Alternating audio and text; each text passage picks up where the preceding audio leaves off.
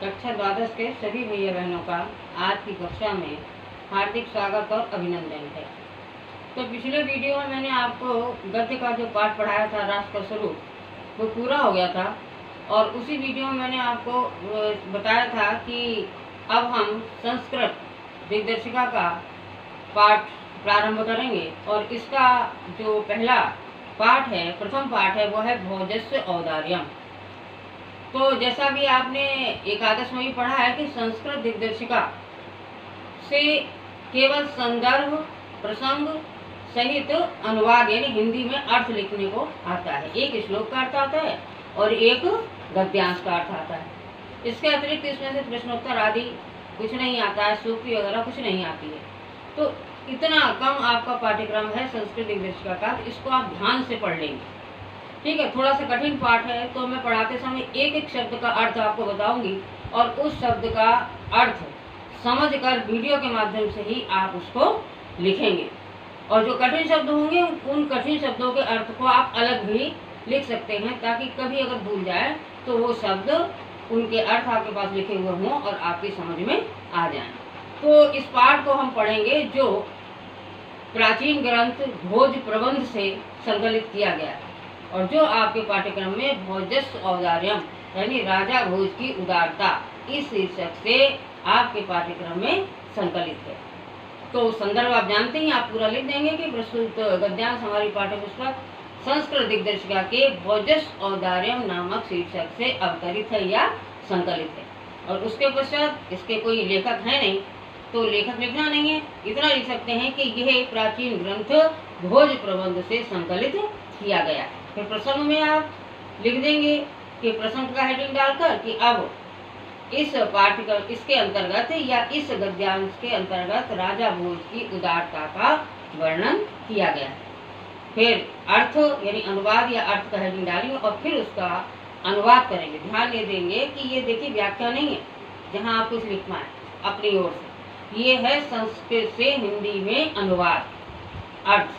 ठीक है, तो इस प्रकार से एक एक शब्द का अर्थ आपको समझकर और जैसी विभक्ति प्रयुक्त हुई है उसी प्रकार से आपको लिखना है। अगर समझाना है भाव तो अनुवाद लिखने के बाद यानी अर्थ लिखने के बाद फिर उसका हम अर्थात करके उसके भाव को समझा सकते हैं। तो अब हम इस पाठ को पढ़ेंगे, इसकी संस्कृत की इसकी हिंदी बनाएंगे, अर्थात इसका हिंदी में अर्थ समझेंगे।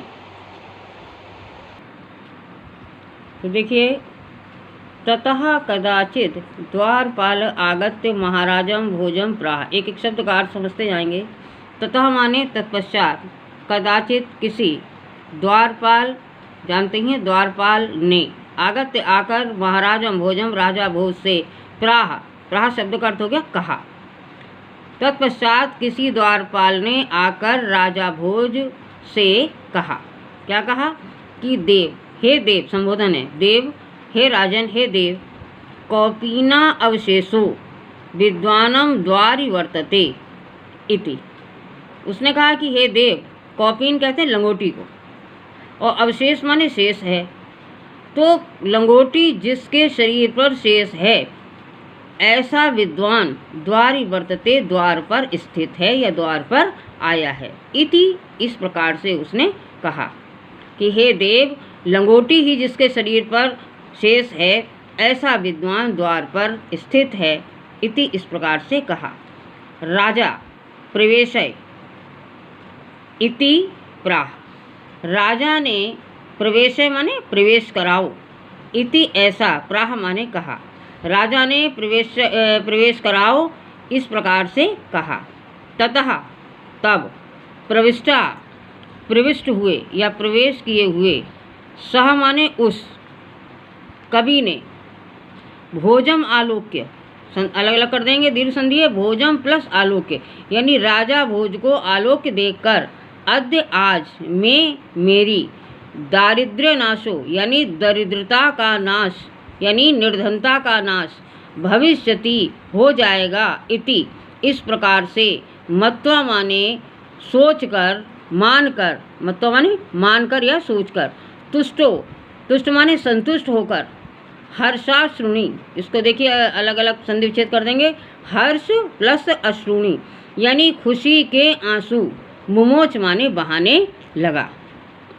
ठीक है, फिर से देख लेंगे इसको कि तत्पश्चात प्रवेश किए हुए उस कवि ने, फिर से देख लेंगे एक बार कि तत्पश्चात प्रवेश किया हुआ वह कवि राजा भोज को देखकर आज मेरी दरिद्रता या आज मेरी निर्धनता का नाश हो जाएगा इति माने ऐसा समझकर तुष्ट यानी संतुष्ट होकर हर्ष अश्रुनी यानी खुशी के आंसू या प्रसन्नता के आंसू मुमोच माने बहाने लगा, छोड़ने लगा या बहाने लगा। राजा तमालोक्य प्रहा, राजा ने तमालोक्य, फिर संधि विच्छेद कर देंगे, दीर्घ संधि है, तम प्लस आलोक्य, तम माने उसे, आलोक्य माने देखकर, प्रहा माने कहा। राजा ने उसे देखकर कहा, कवे संबोधन है, हे कवि किम रोदसी, क्यों रो रहे हो, इति इस प्रकार से राजा ने कहा। ततः तब, कविराह, इसकी भी देखिए संधि विच्छेद कर देंगे, कवि प्लस आह। ठीक है, तो कवि ने कहा, तब कवि ने कहा, राजन आकर्ण मद ग्रहम स्थितिम, हे राजन, आकर्ण माने सुनो, मद माने मेरे, ग्रह जानते ही हैं घर, और स्थिति माने स्थिति को, हे राजन मेरे घर की स्थिति को सुनो। अब इस श्लोक को अलग लिखेंगे। ठीक है, लाजान उच्च पथि वचनम आकर्ण्य गृहिणी शिशो कर्णो यत्नात् सुपित हितवती दीनवदना मयि क्षीणोपाये यत्कृतं दृशास अश्रु बहुले तदान्ताशल्यम में त्वम असि पुनरुद्धम उर्चिमुचिता। एक एक शब्द काट देंगे, समझ में आएगा। अय माने हे, लाजान उच्चय, इनकी संधि विच्छेद करने के, लाजान प्लस उच्चय, लाजा कहते हैं खील, जो दीपावली में हम लोग प्रयोग करते हैं।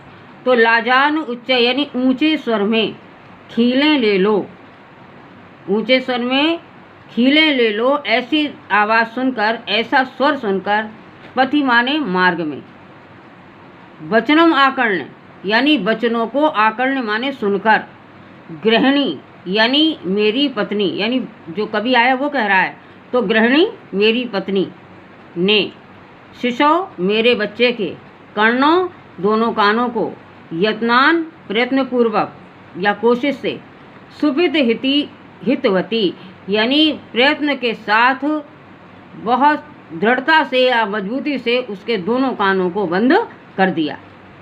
दीन वदना, दीन मुख वाली या करुण मुख वाली, वदना कहते हैं मुख वाली और दीन करुण, तो करुण मुख वाली या दीन मुख वाली, मई मुझ, क्षीणों उपाय, क्षीण प्लस उपाय यानी उपाय से रहित वाले, यानी जिसके पास कोई उपाय नहीं है, कोई तरीका नहीं है, तो मुझ क्षीण उपाय वाले को, यत् कृतम जिस प्रकार से, दृष्टि अश्रु बहुले, अश्रु बहुले यानी आंसुओं से भरी हुई दृष्टि से, जिस प्रकार से मुझे देखा, तदंतः, तद अंतः उसकी वह दृष्टि, तद माने उसकी वह दृष्टि, अंतः माने मेरे हृदय में, हृदय में, शल्यम माने कांटे के समान, में माने हृदय मेरे, यानी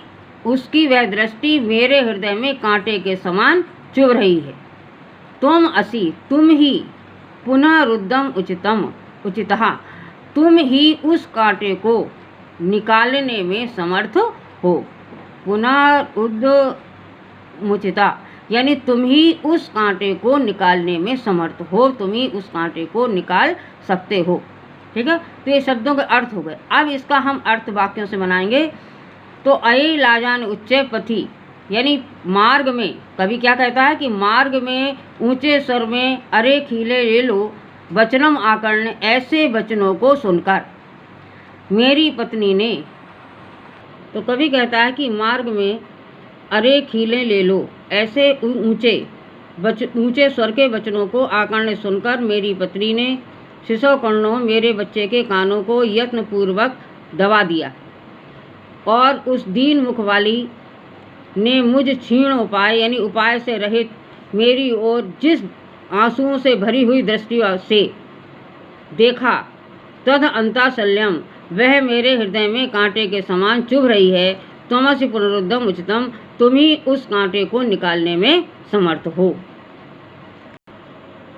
बोलो। राजा शिव शिव इति उदीर्यन प्रत्यक्षरम लक्षण दत्वा प्राह।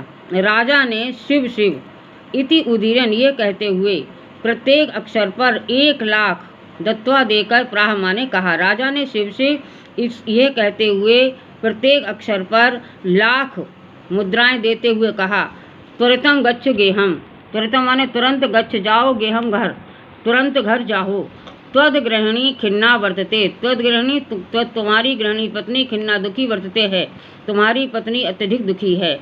अन्यदा और एक बार, भोजा राजा भोज श्री महेश्वरम भगवान शिव को नमितम माने नमन करने के लिए शिवालय अगच्छत शिवालय गए। और एक बार राजा भोज भगवान शिव को नमन करने के लिए शिवालय गए। तदा वहाँ कोअपि कोई किसी ब्राह्मण ने राजा को शिव सन्निधौ शिव के सामने देखकर प्राह माने कहा। तब वहाँ पर किसी ब्राह्मण ने राजा को शिव के सामने देखकर प्राह माने कहा कि हे देव। लोग देखेंगे अर्धम दानव वैरिणा गिरिजा अप्य अर्धम शिवस्याहर्तम देवेत्थम जगती तले पुनराभावे समुन्मीलति। गंगा सागरम अंबरम शशिकला नागाधिपा क्षमातलम सर्वज्ञतम अधीश्वरतम अगमत त्वाम माम तु भिक्षाटनम। तो ब्राह्मण ने राजा से क्या कहा कि अर्धम दानव वैरिणा, अर्धम माने आधा, दानव वैरी अर्थात दानवों के शत्रु, राक्षसों के शत्रु अर्थात भगवान विष्णु, ठीक है। गिरजया अप्यर्ध, और गिरजा माने पार्वती ने, अर्ध माने आधा, शिवस्य माने शिव का भाग, और हर्तम माने ले लिया। शिव का आधा भाग दानवों के शत्रु अर्थात भगवान विष्णु ने ले लिया, ठीक है, और आधा गिरजा यानी पार्वती ने ले लिया। देवेत्थम, हे देव, इस कारण, हे राजन, इस कारण, जगती तले संसार में, पुरहर अभावे, पुरहर माने भगवान शिव का अभाव हो गया है। समुन्मिलति माने मिल गई है। कौन मिल गई है? गंगा सागरम। तो पुरहरा हुआ अर्थात भगवान शिव का अभाव होने के कारण गंगा तो सागर में सम्मिलित माने मिल गई है। अंबरम शशिकला, शशिकला यानी चंद्रमा अपनी कलाओं के साथ, अंबरम माने आकाश में चला गया है, चंद्रमा अपनी कलाओं के साथ आकाश में चला गया। नागाधिपा क्षमातलम, और नाग पाताल में चले गए। क्षमातलम माने पाताल में, नागाधिपा माने नाग, ठीक है। तो नागराज अपने समूह के साथ पाताल में चले गए।